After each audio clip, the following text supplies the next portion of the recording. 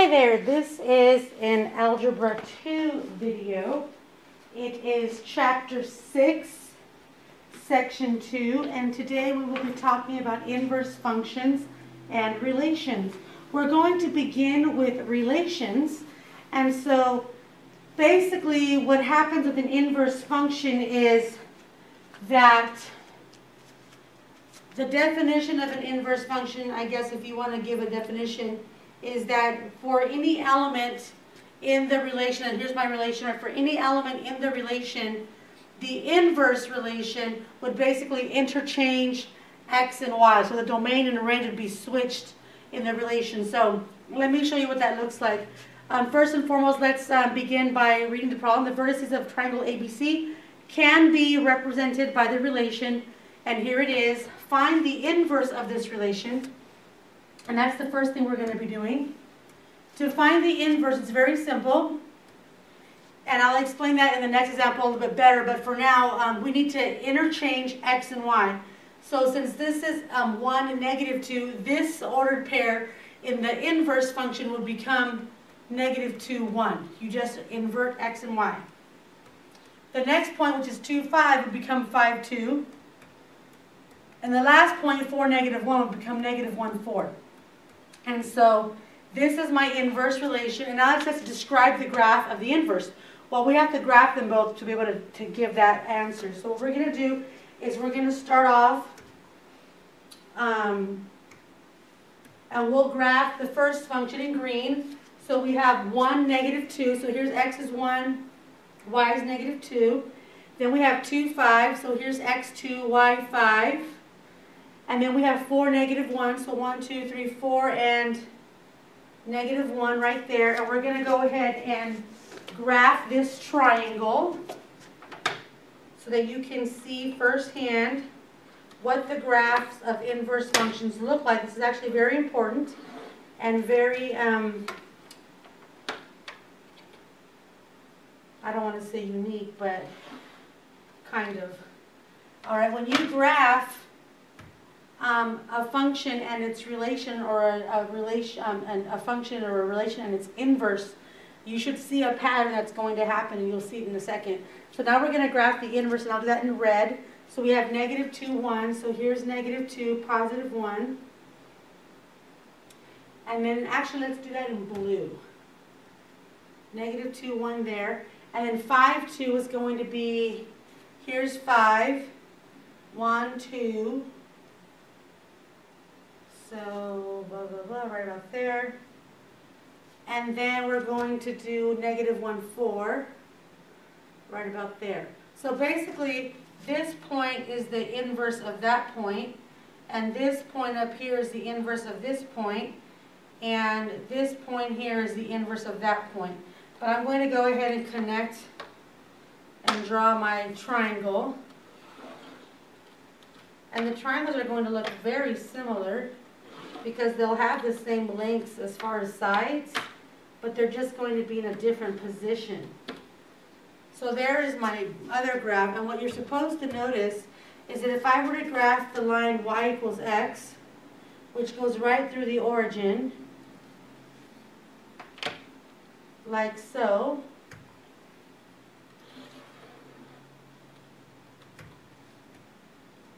then what you will see is that the two functions are mirror images of each other with respect to this red line.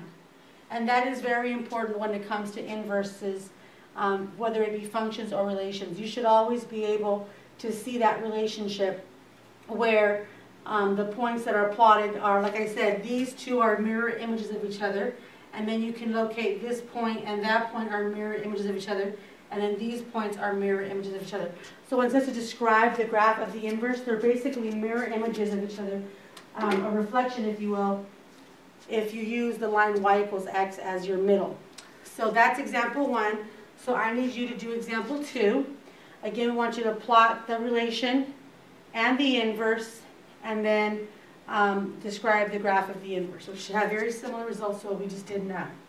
Okay, so now we're going to go to functions. Well, we were just dealing with our relations. Basically, a relation is when you have a series of ordered pairs. But now we have inverse functions. So in a function, you usually have an equation to work with. And the first thing I want to just remind you about is the notation for f inverse. This is not f to the negative 1 power. You read it f inverse of x. So I want to get started here with an example of a function. So I said, suppose that f of x equals 2x plus 3. What I want you to think about here is that the function is kind of like a machine. It takes a number, any number you want to plug in, and so I'm going to go ahead and just plug in negative 4. It takes that negative 4 number and it puts it into the function, and the first thing the function tells it to do is it takes that number and it multiplies it by a 2, which then would give you negative 8. After it multiplies your number by a 2, it then adds 3 to your result. So in the end, when you plug in a negative 4, the output is going to be negative 5. Okay, so what we have it there is an ordered pair that we can now describe as x is negative 4, y is negative 5. I don't think any of this is complicated for you to understand. But what I need you to understand is the inverse function. The inverse function needs to do the opposite, okay?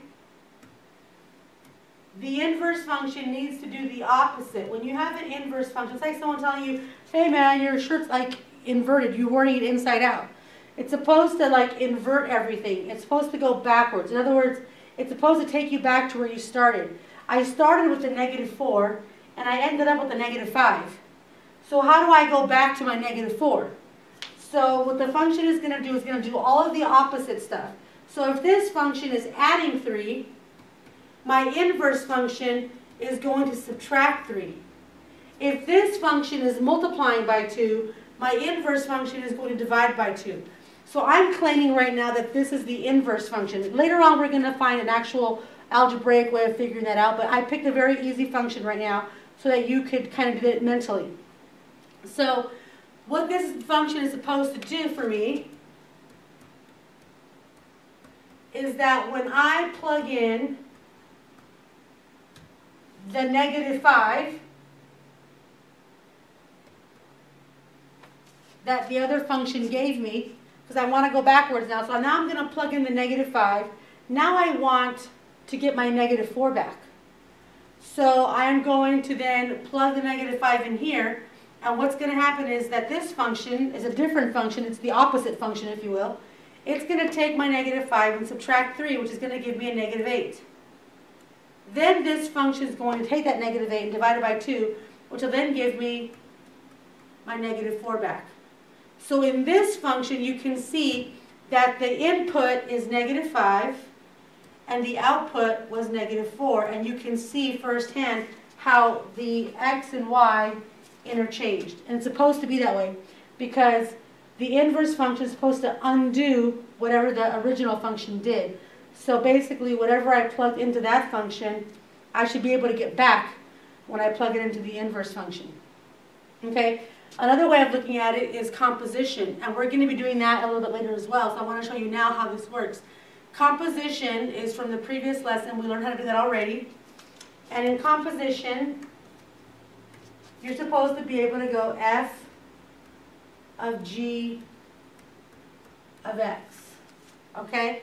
So what we're going to do right now is kind of show you the relationship between this kind of idea, the inverse functions, and that whole y equals x thing. Y equals x is the identity function, and whenever you have two inverses together, you should always get the identity. For example, when you're solving equations and it says plus 3, you subtract 3. Why? Because positive 3 and negative 3 are inverses, and they produce the identity, which is 0, because when you add 0 to anything, it doesn't change it. When you're multiplying, if you're trying to solve for x and it says 2x equals 4, you have to divide by 2. Why? Because 2 times x is a multiplication. The inverse of multiplication is division. And why do we divide? Because 2 divided by 2 is 1. It produces the identity. 1 is the multiplicative identity because 1 times anything is itself. Well, it's important for us to remember that for functions, the identity function is y equals x. So what you want to happen is that when you have a function and you have two different functions, and if they're inverses, they're supposed to produce the identity. The identity is x. So what's going to happen here is I'm going to put my two functions. I want to do f of f inverse of x. Like that. In other words, I want to put the inverse function inside of the regular function. So the regular function was 2x plus 3. And the inverse function is x minus 3 over 2. So I'm going to put the inverse function inside of the regular function. And when I do that, I'm supposed to get x back. And if I do get x back, then I have proven and verified that this is in fact the inverse. So what's going to happen is that these twos are going to cancel. You're going to get x minus 3 plus 3, and that's going to be 0. And lo and behold, you got x back. Okay? Now this will work whether you go f of f inverse, or if you do, you can even do this direction, f inverse of f of x. So in that first case, I put the inverse function inside of the regular function. What if I put the regular function inside of the inverse function? Either way, I should get the result that I'm looking for. The inverse function is x minus 3 divided by 2. If I put the regular function inside of the inverse function, I'm going to put 2x plus 3 in here. And what's going to happen is I'm going to get positive 3 and minus 3 is 0. So I'm going to get 2x over 2. The x's are going to cancel, and I get my x back. So either direction that I go with the composition, I'm going to end up with my x back. And that is why earlier when we graphed these relations, this is the equation y equals x. This is why y equals x is the mirror image of the two relations. Okay, so now we're going to go to some examples. And so I said earlier that I was going to show you how to do this in a more sequential way, and I promise I will do that. So it says, find the inverse of each function. Now some of these you could probably do in your head, but I do want to give you the steps involved to do it. So step number 1 is to rewrite the function, and that's just because it's easier that way. But you want to rewrite the function inverting x and y. In other words, instead of using f of x, because f of x can get kind of crazy, why don't we just call it y equals 2x minus 5. And then the second step is to invert x and y, because as we saw earlier before, that's what you need to do with the x and y variables. So we're going to do, instead of y equals, we're going to say x equals 2y minus 5. So step 1 is to get rid of the function notation. And then step 2 is to interchange x and y. At this point, all you want to do is solve for y. To solve for y, I'm going to add 5 to both sides. And I'm going to get 2y equals x plus 5. Divide by 2, divide by 2. So y equals 1/2 x. Remember, when you're dividing by 2, you have to divide both things by 2. So 1/2 x plus 5/2. That is the inverse function. Now when you're done with that, you want to go back and put the right notation. So we said that this is our f inverse is 1/2 x plus 5/2. Alrighty? And then we're going to make a small little graph because it says then graph the function. So here's my graph. 2x minus 5 is really easy to graph. If you remember, y equals mx plus b, 1, 2, 3, 4, 5. We put our y-intercept and go up 2 over 1, up 2 over 1, up 2 over 1, something like that. And we're going to graph that little line. Something like that. Then we're going to graph the inverse function. And the inverse function is 1/2 x plus 5/2. Now 5/2 is basically 2.5. So we're going to go 1, 2, 3. And so it says 2.5. So 1, 2.5. There's my y-intercept. And this time my slope is up 1 over 2. So I'm going to go up 1. So this is 1, 2, 3, 4. So if this is 2.5, I'm going to go up to up 1, 3.5, and over 2. Roughly right here. Or you could even go, instead of up and to the right, you can go down and to the left. So I can go down 1 to this direction. And I graph my line like this. And what you're supposed to see is a mirror image with y equals x going right through the middle. Okay? So you can see that when I graph the two functions, they are mirror images along y equals x. Okay? So now we're going to try that again, only this time we're going to do it with this function. So again, remember we want to get rid of f of x and call it y. Our second step is to invert x and y. So I'm going to say x equals y squared plus 1. Then we want to solve for y. Square root both sides. So it turns out that y equals plus or minus the square root of x minus 1. And of course, if you want to go back to our function notation, so f inverse of x equals plus or minus square root of x minus 1. And again, we're going to do our little graph over here.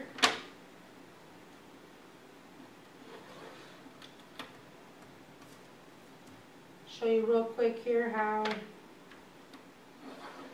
this guy works. So first we're going to graph y equals x squared plus 1. 1, 2, 3, 4. 1, 2, 3, 4. 1, 2, 3, 4. I like my counting. 3, 4. Negative 4, positive 4, negative 4, positive 4. Okay. X squared plus 1. If you remember, that means the parabola shifted 1 unit up. So we're right here, and then we're going to go like so. You should know how to graph a parabola by now, but there you go. The square root of x minus 1, you can actually graph by taking, well, if you know what it looks like, which I know what it looks like, but I'm going to pretend that you don't. But we can also use the idea that we can invert points. And you noticed earlier that I kind of graphed this because I know that when x is 1, you're going to get 1 squared plus 1, which is 2. So when x is 1, y is 2. When x is 0, y is 1. Because 0 squared is 0 plus 1. So I'm going to get when x is 0, y is 1. And when x is negative 1 squared is still positive 1, and 1 plus 1 is 2 again. So now what you can do if you don't know how to graph it, just because you don't remember what a square root looks like, you can use these points to graph it. So we can say that when x is negative 1, y is 2. So there's my point. When x is 0, oh, I'm sorry, I did that backwards. You have to invert the points. So these are the points for the blue graph, and I should probably write them in blue for that reason. Let's not confuse people here. So now what I want to do is create a t-table for the inverse function. So I'm going to put y inverse. And in that case, I'm just going to flip them all around. I'm going to put 2, negative 1, 1, 0, and 2, 1. And I'll graph these points. So when x is 2, y is negative 1. When x is 1, y is 0. And when x is 2, y is positive 1. So I get my parabola going like that. And again, my graph here, I'm going to graph the y equals x line. And again, you can see how the mirror images happen there. So we're going to ask you to now do this example on your own. And then we will go on to our last example, which is going to refer back to that whole idea of composition that we talked about earlier. It says in this case that we are to verify. It says determine whether each pair of functions are inverse functions. So when you verify that something's an inverse, I don't want you to start trying to find the inverse and then compare it. That's not how you do this. You verify by showing composition. It doesn't matter. You don't have to do both. You don't have to do f of g of x and g of f of x. but you do have to do one of them. So what we're looking for here is if these are in fact inverses, then when I do f of g of x, I should get x back. That's what I'm looking for. If I don't get x back, then they're not inverse functions. So that's what I'm going to do right now. This has the f outside, so I'm going to put the g of x function inside of the f function. And the f function is 3x plus 9. So inside of that function, I am going to put g of x, which is 1/3 x minus 3, and I'm going to see what happens. So I distribute 3 times 1/3 is just x, 3 times -3 is -9, and then I have my plus 9, and obviously -9 plus 9 is 0, so I in fact get x back. Therefore, in this case, these functions are in fact inverses because they produced the identity, which is y equals x. So when it says to explain your reason. Okay, so now we're going to go to part B, do the same thing, and just for fun, instead of doing f of g of x, we're going to do g of f of x.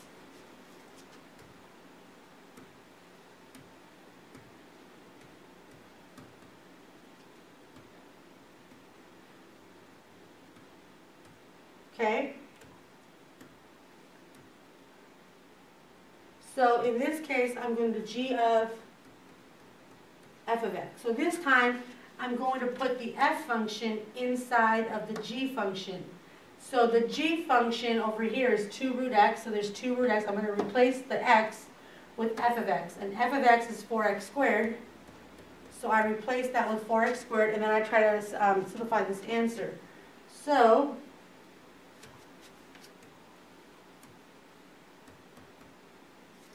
here we're going to have the square root of 4 is 2, and the square root of x squared is x. So what I'm going to end up with is 2 times 2 is 4x. So in this case, I did not end up with x, so this does not equal x, and therefore this is a big fat no, because the two functions did not produce the identity function. If they don't produce identity function, then it's not going to be